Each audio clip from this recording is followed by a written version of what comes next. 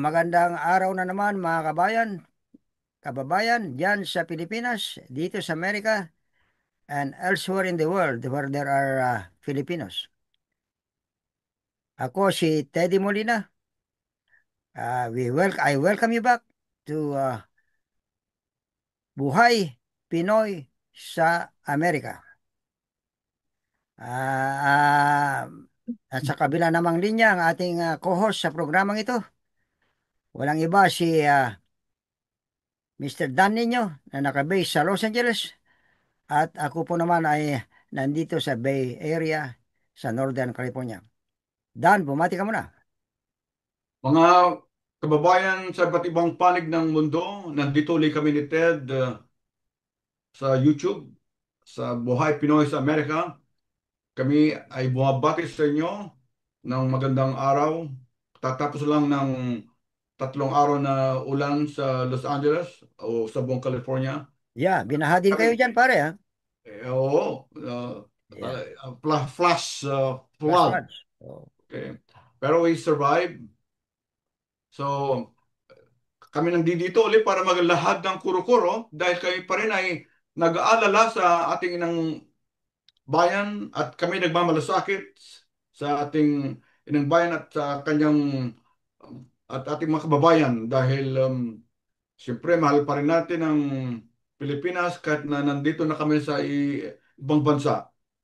Kaya sana hindi kayo napapagod na kami panurin at kami nandito para maglahad ng aming kuro-kuro. Sana hindi kami magsasawa. Back to you, Ted. Alam mo Dan, maraming mabibilis na developments na nangyayari sa Pilipinas within the last 24 hours. Oo nga. Kaya kami po ngayon mga kabayan sa Amerika ay full of tension din. Hindi lang kayo. Dahil kami nanonood sa mga pangyayari dyan at the latest development that we heard is si Executive Secretary Lucas Bersamin, ay nag-resign. Kasama niya si Budget Secretary Amina Pangandaman at ang pamangkin ni Executive Secretary Bersamin na si Adrian Bersamin. Siya pala ay Undersecretary ng PLLO or kung hindi ako nagkakamali ay yan ay ang Presidential Legislative Liaison Office. Ito yung PLLO na office ay ito po yung liaison ng Malacanang at Congress. Okay. So, malaki rin ang role niya sa ah, pag pagbi-bridge ng Malacanang at Congress kasi USEC. Hindi ko alam kung sino ang secretary diyan but he is the USEC. Now, Dan, nagulat ako. In the middle of the night, I think it's not only in the middle of the night, past midnight. Nagulantang ako nung sinabi, alam mo, yung misis ko, si Susan, late na natutulog, lalo na kung wala siyang pasok kinabukasan. Ginising ako dahil sila kay Lucas daw nag-resign na. So I had to confirm that. So I had to check the news in that late hour. At na-confirm ko nga na nag-resign as executive secretary. So agad akong nag-isip ko ng dahilan. At isa lang ang naisip ko dan. Kasi namamonitor ko yung mga ibang social media outlets. Marami rin nagtataka kung bakit nag-resign si executive secretary as of bago ako natulog ulit kagabi. Pero ito ang naisip kong dahilan. Kasi maalala mo, si the controversial former congressman na nag-resign na Saldico, Mhm. a central figure in this flood control scandal. Nagpalabas siya ng kanyang ah, if we can call it revelations through sa social media. Meron siyang mga video placement sa social media. Revelations quote and unquote. Kasi maraming nagsasabi na hindi ka panipaniwala itong mga sinasabi niya sa video. Na 3 beses daw. Hindi ko napanood yung pangatlo. Yung dalawa na panood ko. I remember na binanggit niya ang pangalan Adrian Bersamin. Ito ay pamangkin ni Executive Secretary Bersamin ito. Binanggit niya ang pangalan Executive ni Yusek Bersamin, Adrian Bersamin. Na sinabi niya doon sa pangalawang video niya, I think, na tumawag daw si Budget Secretary Pangandaman sa kanya by phone na sinabihan daw siya na ang instruction daw ni Presidente ay sabihin sa kanya, si Elizalde ko, as Appropriations Committee Chairman ng House, na isingit niya ang 100 billion pesos for projects sa 2025 budget doon sa BICAM, sa bicameral committee conference. Okay. Different. Ah, isingit daw niya yung 100 billion per instruction of the President. Eh,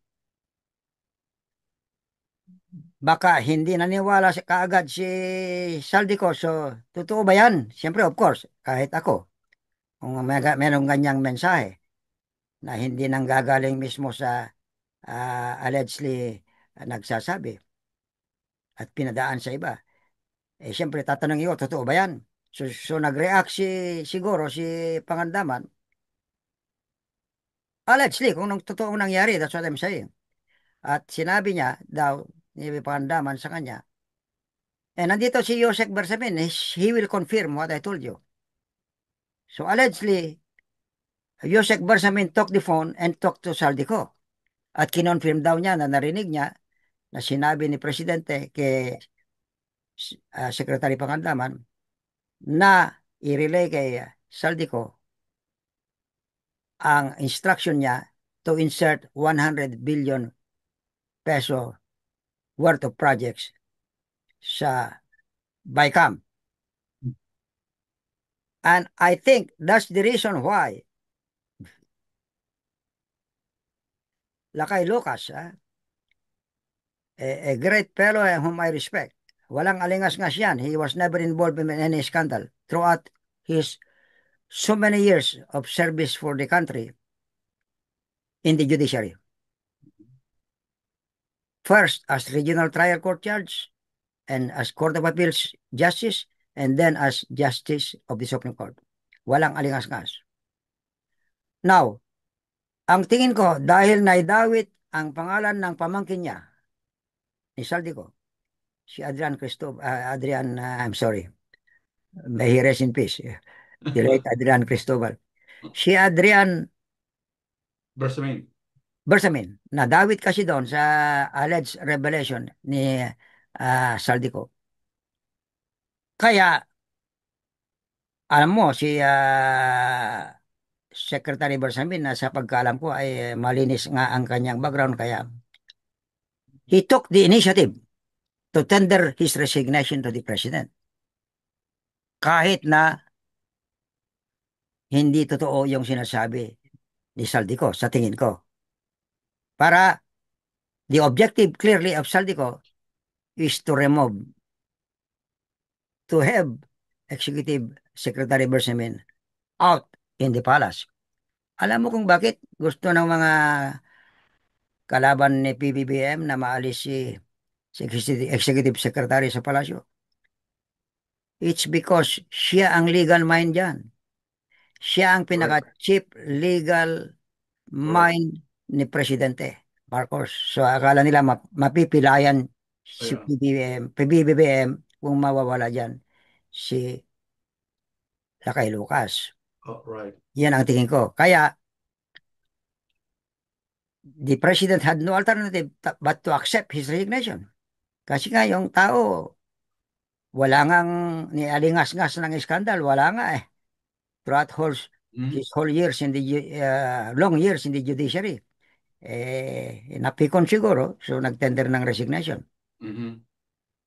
And on the part of the president also, mabigat man ang damdamin niya na tumanggap, tinanggap niya, kasi nga I'm remanded also. Maalala mo yung Caesar's wife test na Of course. tinatawag Yeah. during the time of Julius Caesar of the Roman Yes. Republic, Mhm. wherein ang role noon sa mga public officials, you must be above suspicion, di ba? Correct, correct. Kahit na Confirm, di hindi totoo. totoo na meron kang wrongdoing, merong mga lumalabas na rumor, you must be above suspicion. Suspicion, So, yeah. the president had no recourse also but to apply the Caesar's wife test Mhm. on Lakay Lucas. Ano sa tingin mo? Yeah. Alam mo, Ted, Kadria, si Saldico na nasa abroad at di natin alam kung saang bayan o bansa sa abroad. Walang, he should go back to the Philippines to corroborate his testimony or sa kanyang salaysay para ma ma-confirm naman siya or pagtanong yung mga senador sa Blue Ribbon Committee, magbigay siya ng mga evidence or proof na gano'n nga nangyari. Kasi kung magsasalaysay ka lang sa television na walang sworn at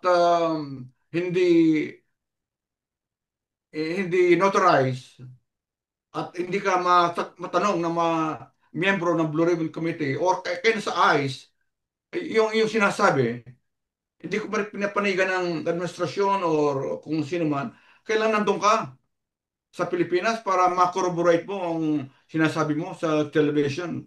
Dahil pwede kang magsabi ng allegation na ganyan at hindi naman uh, well corroborated, your statement on television is baseless and useless. Kaya dapat umuwi ka sa Saudi ko at kung merong sinasabi na ayaw kong pauwiin, umuwi ka para ma masagot mo yung paratang na sinasabi mo. At Exactly. saka yung ko din, second din, ang palagay ko dyan or kuro-kuro ko dyan, Ted, kaya nag-resign si Executive Secretary Lucas Bersamin is to diffuse the situation. Kasi pati si uh, President BBM pinaparatangan. So, para ma-diffuse yung tension ngayon sa Pilipinas, dahil alam mo, nagkaroon lang ng dalawang araw na rally ang mga Iglesia ni Cristo followers at gusto nilang uh, ma matigil na ang korupsyon at hindi naman pinapag-resign ng Iglesia ni Cristo si President BBM. They don't want to state sa kodita but to stop the corruption dahil ito ang lumalason sa ating bayan, Ted, uh, na, na nalalaman na ng buong mundo pati sa LA Times na Yeah, yeah. nababasa natin Dito dito. sa atin. So nakakahita yung mga Pilipino sa Exactly. mata ng buong mundo. Exactly. Kaya nga, ngayon, mapipilayan si Presidente. Correct. Na-achieve na Saldico at ang opposition, DDS, the DDS camp. Dahil obviously, ginagamit ng as as having been claimed by so many analysts na ginagamit ng kampo ng DDS si Saldico. Correct, yeah. Parang merong nagsulat nga daw ng kanyang binabasa Uh-huh. sa kanyang video placement sa social media. Binabasa niya eh. So somebody wrote it. Kaya At suspicious yun. hindi nga daw maganda yung script dahil maraming butas, Oo. maraming inconsistencies. Uh, Obviously now, it should be clear sa tingin ko na kung hindi nila matanggal si Presidente, ay tanggalin nila yung legal advisor niya in the person of Lucas Bersamin, the Executive Secretary. Ito namang mama, kahit na wala siyang ginawang masama, alam mo, we cannot blame him to if he tenders his resignation. Mhm. Kasi sensitibo siya sa mga ganyang Correct. Yeah. accusation. Mhm. Kahit na hindi directly na itinuturo siya, Oh, yeah. itinuturo yung kanyang pamangkin, 1 plus 1 equals 2. Oh, Maganda yung pagturo nila na instead na ituro nila directly si Executive Secretary, si pamangkin niya ang itinuro yeah. nila. At Ah, siguro, alam naman nila siguro ang weakness ng Executive Secretary na kunti lang kahit insinuation lang of wrongdoing. correct. Kahit na Correct. hindi direkta sa kanya sinasabi na meron siyang wrongdoing, kahit insinuation lang. Like in Correct. this case, Yeah. through his pamangkin, si Adrian Yeah. Bersamin. Pero alam mo rin, Ted, Na, na, na, na, na, nakuha na yung, nag-resign na siya. mm, alam mo rin ang aking, Kasi, kaya nga, he should be above suspicion. correct. Okay. At alam mo rin yung aking kuro-kuro din dyan, Ted. Di ba nung nakakaroon ng rally ang mga INC Mm. sa Luneta, gustong pumasok ang DDS allies or Yeah. DDS supporters. In-stop Pero lang. In-stop ng pero INC. pinatigil sila ng Yeah. Sir Cristo dahil don't try to flame this rally. Sabi nila, "Oh, we don't want to stage a coup d'etat," sabi nila. At ang gusto lang namin is matigil ang korupsyon, hindi pababain o mag-stage ng coup d'etat at sinasamantala ng mga DDS supporters. Kaya di sila pinapasok sa Luneta. Nakita ko sa social media. Kaya yun ang kanilang talang very obvious na gusto nilang patalsikin si BBM pero nag-backfire. Ah, Yeah. yun na, nag-backfire. Kasi kung Kala nila. patalsik, halimbawa si BBM, Yeah. ang worst alternative is si Sara Exactly. Duterte. Worst alternative.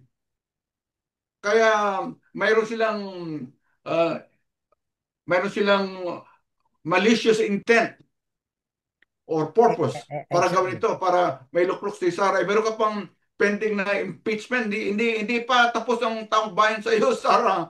Meron pa sa February or hinintay pa yung Supreme Court kung anong decision nila kasi may appeal. So hindi ka pa tapos, Sara.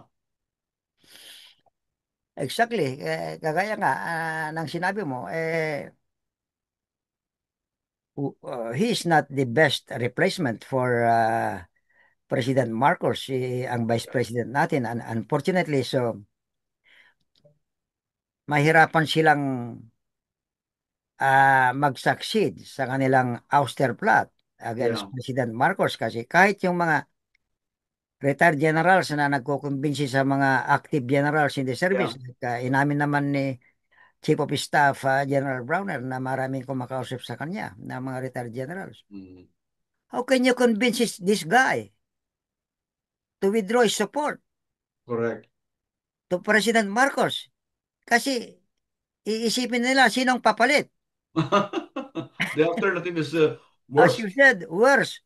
Magiging worse ang kanyang replacement. Yeah. So, had it been na siguro mas mabango si BP Sara, wala yung mga Baggage niya siguro. nakasangkutan niya.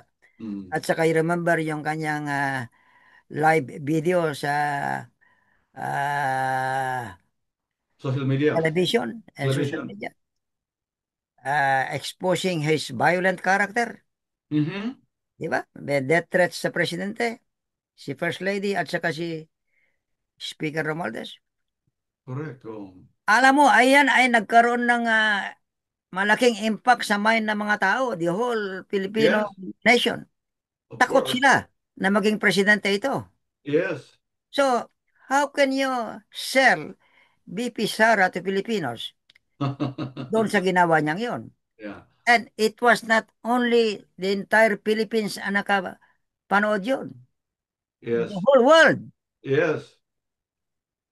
So, paano mo i-entrust sa kanya Mm. ang reins of government Correct. with a leader na ganoon ang temperament at behavior? Hindi ba? Yeah. So, Yeah. in other words, yung withdrawal of support ng military, I think that's far-fetched.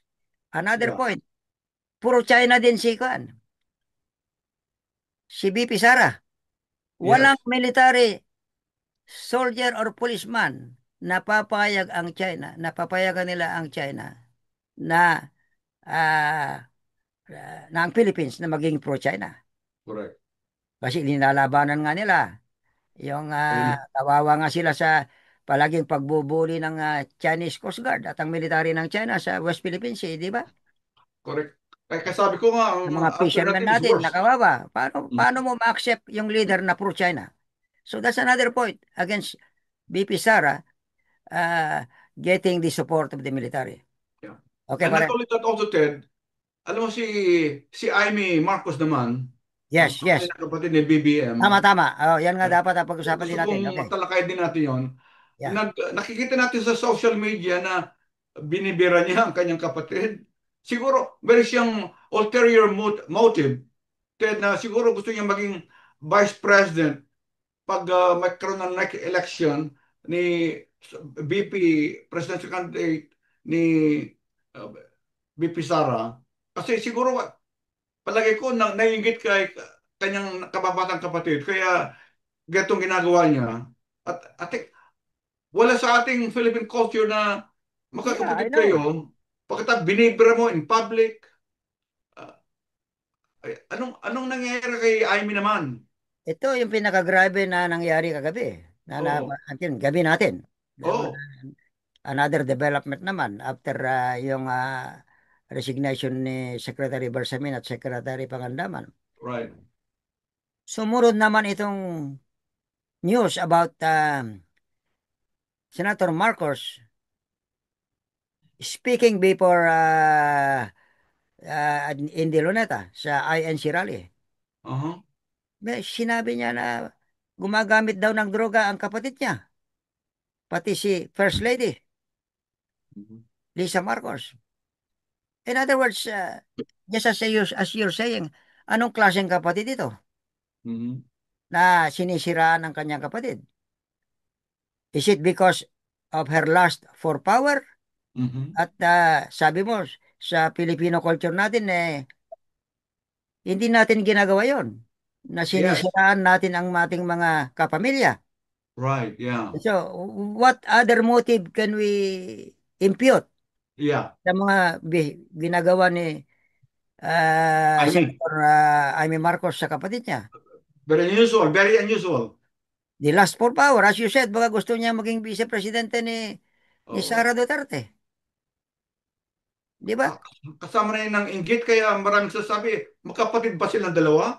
Exactly, may mga nagdududa na ngayon eh. Half-brother pa niya si BBM, kaya ganun ang kanyang asal. Yeah, Oh my yeah. God, I don't want to delve into Yeah, me personal, too, because pero personal narinig ko na yan dati eh. secrets, but Half brother, half sister.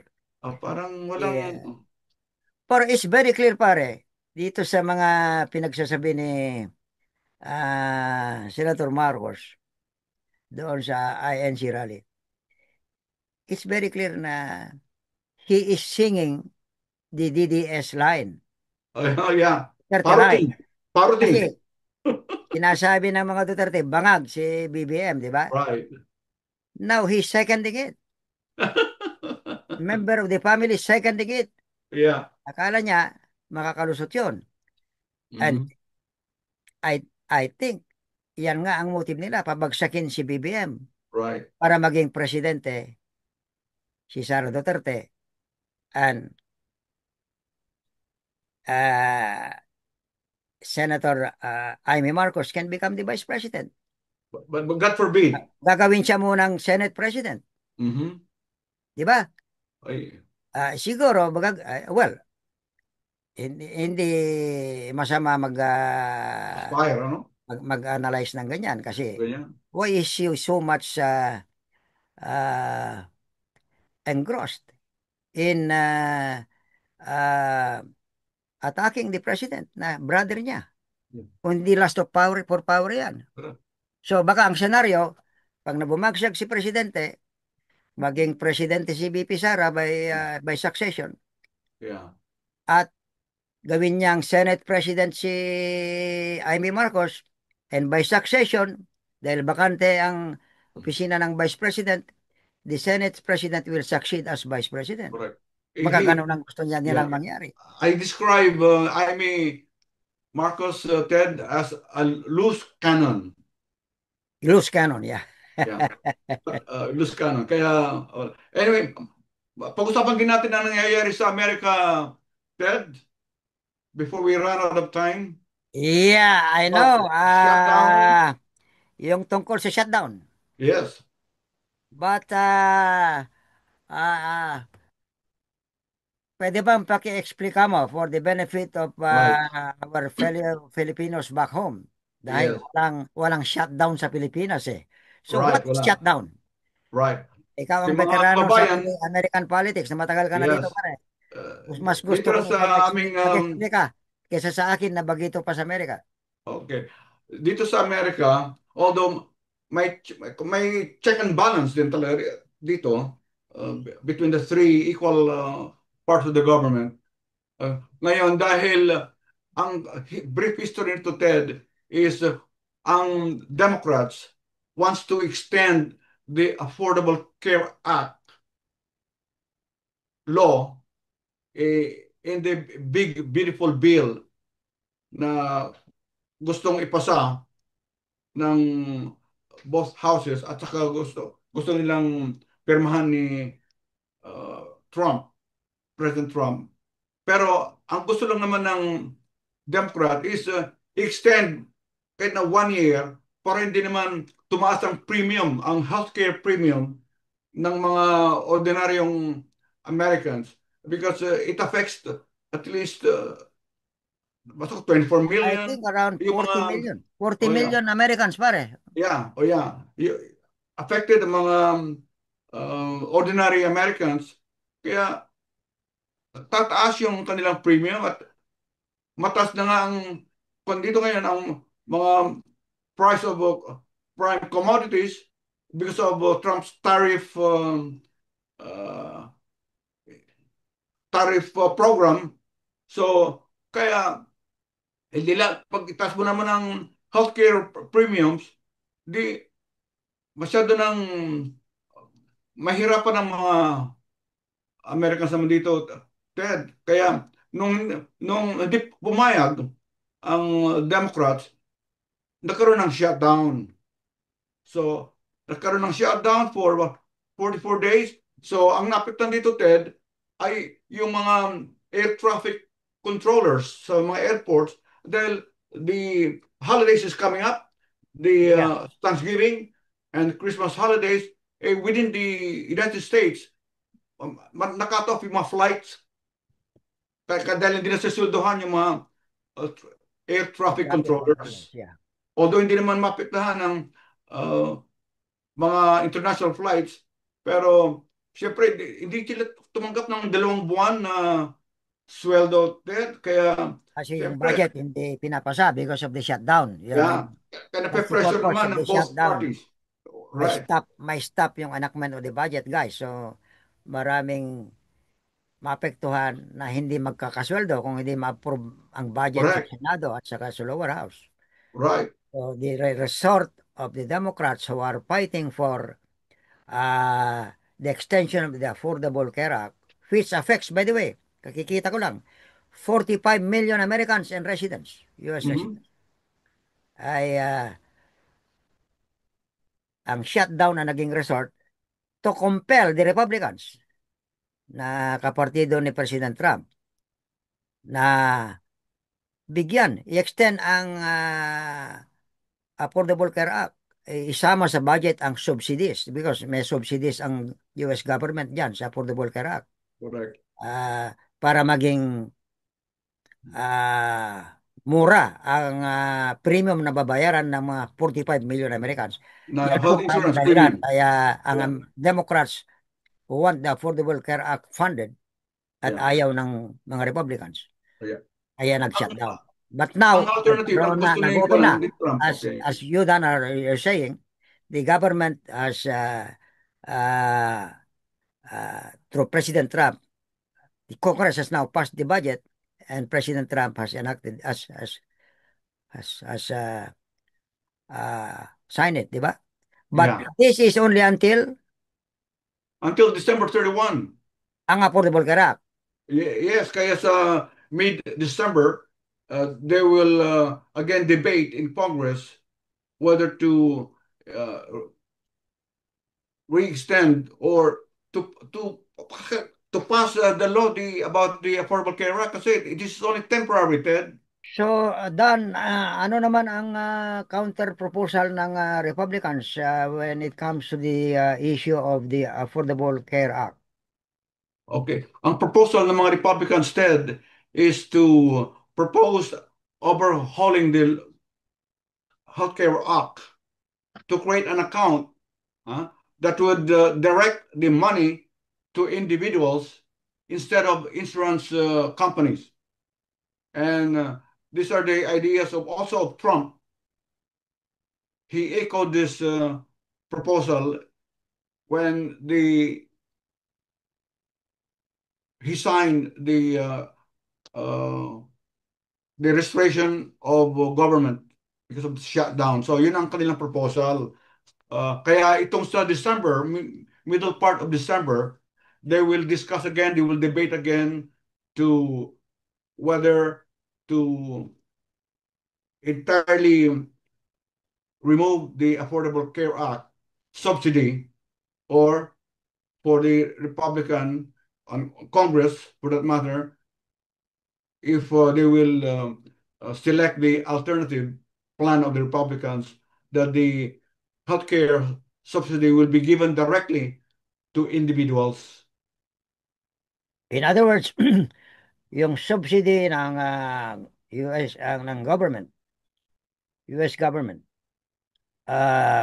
for the Affordable Care Act, Mhm. otherwise known or also known as Obamacare Act. Right. Dahil this was enacted, mga kababayan, Mhm. during the time of President Barack Obama. Ay ang subsidies na yon ay instead na ito ay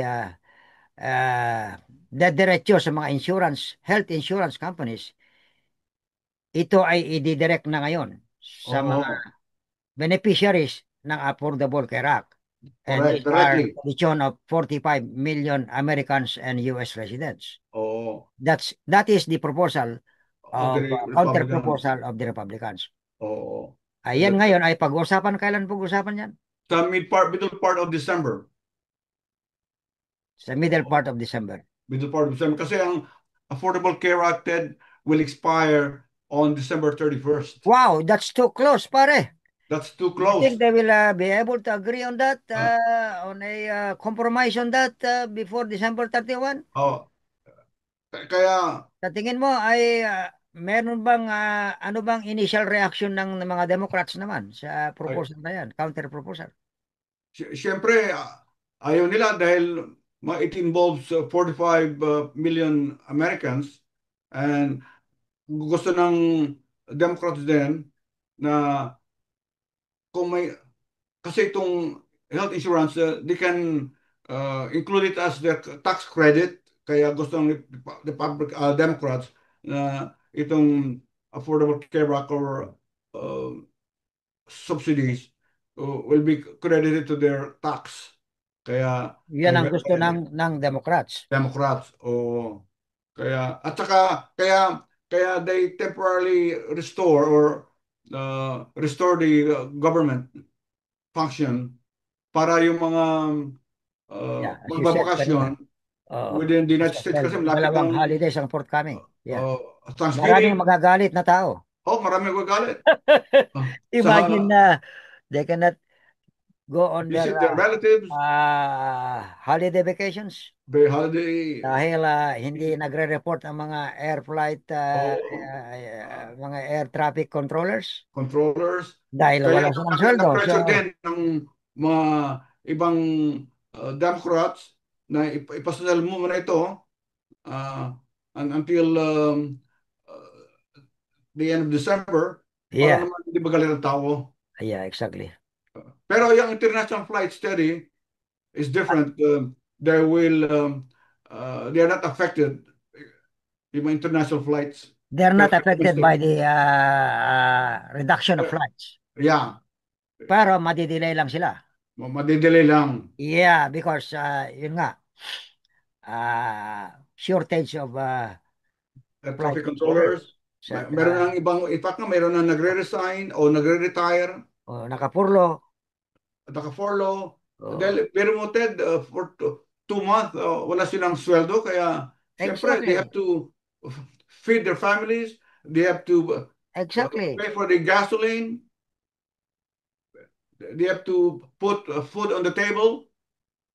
Ay, kung nagtatrabaho nga sila, pagod pa sila, puwet pa sila, pero wala naman silang uh, panggastos sa kanilang pamilya. Because everyone here is Exactly. paycheck to paycheck. Paycheck to paycheck. Alam ko. Oo. Exactly. The Kaya yung moment, mga iba, Ted, wala sila, they are working part-time. yung iba nagwo-work ng part-time sa mga private companies na, di ba? Oo. Yung mga nakafurlo to Oo, feed their nakapuro. families. Kaya, What about the soldiers? Nabayaran ba sila?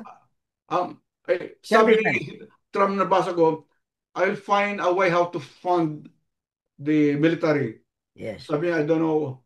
I hope ang military din, exempted din sa mga ganyang napuputulan ng sweldo. Dahil malay mo kung nagkaroon ng inatake tayo, sino magde-defense sa atin? Kung alimbawa si Putin, biglang he unleashed his Yeah. nuclear Yeah, because warheads they or have to weapons. feed their families too. Yes. Oh my God. You Uh, can imagine that. But, I hope they're also extended from yeah, this. yeah, it's very hard to imagine. Hard to imagine. Yeah. I- Kaya it's Yeah, hopefully, very, pare, something good will happen dito sa Affordable Care Act issue. Ah, siguro naman magkakaroon ng magandang compromise ah, deal yung dalawang partido because imagine 45 million Americans, right. residents. Mhm. Wow, delikado yan kung ah, walang mangyari dyan sa Oo. kanilang gagawin na by December. I hope they will strike a deal before December Yeah. 31. Alright, Dan, may dadagdag ka pa? Um, so I hope that everything will turn out good when they will resume debates in Congress in December. Ted, para matapos na itong problema natin din sa Amerika. Yes, I hope. Alright, before we end, by the way, mga kababayan, yung palang pangatlong rally na supposed to be gagawin mamaya. I mean, Tuesday, Philippine time, ay kinansel na ng INC. That's good news. Yeah, that's good Yung news. mga Yeah. kapwa Pilipino who are suffering from, eh, yung mga rally na yan naman, although it's their right for freedom of expression and air their grievances against government, nakaka-paralyze din ng ekonomiya natin. Of course, yeah. Imagine the voluminous traffic na created by these rallies. Madidelay yung mga ah, commuters, Correct. kanilang pagpasok sa trabaho at walang Yeah. pasok sa eskwela. Yan na. At saka, you know, the transports of goods and services ma Correct. maapektuhan din. So, that's good news. Sa mga hindi pa nakakaalam dyan sa atin sa Pilipinas na gustong pumunta sa Luneta, wala na po ang pangatlong rally. Kinansel na po ng Iglesia ni Cristo. Mm. And I monitored their spokesman, si Mr. Sabala, saying they already achieved their goal of Yeah. publicly expressing their grievances Mhm. and their call for transparency. Kaya Correct. that's good news. So we hope for the best, mga kababayan, at pakiusap lang po sa mga hindi pa po nakapag-subscribe sa amin vlog ni Dan, kung mari lang, please subscribe at uh, like and share na rin sa inyong mga kaibigan at mga family members. At magpapaalam naman na naman kami si Dan. Magpapaalam naman po kami ni Dan ngayon at we hope nasa mabuting kalagayan kayo. And by the way, we hope na ang ah, ang mga typhoon victims sa Pilipinas ay ah, nag-i-improve ang kanilang situation. And we hope that the Philippine government and fellow Filipinos are also going out of their way to help them in their time of need. At ah, kami naman ni Dan, on our part naman dito sa lugar namin ay kami naman po ay hindi lang nakikisimpatya sa inyo, kami rin ay nagbibigay ng aming mga makakayang ibigay sa inyo. Maraming salamat po at we hope all is well that ends well. Ah, at lalo na sa inyong mga naging biktima ng typhoon. At magpapaalam na po ako at si Dan naman mamaya. Maraming salamat po for uh, patronizing our vlog. See you next vlog. Bye-bye. Okay, so magpa salamat uli kami mga kababayan at pansamantalang nagpapaalam muna kami at sa ulit muling pagkikita natin. So this is Dan Nino from Los Angeles and Ted from San Francisco. Goodbye. Bye-bye.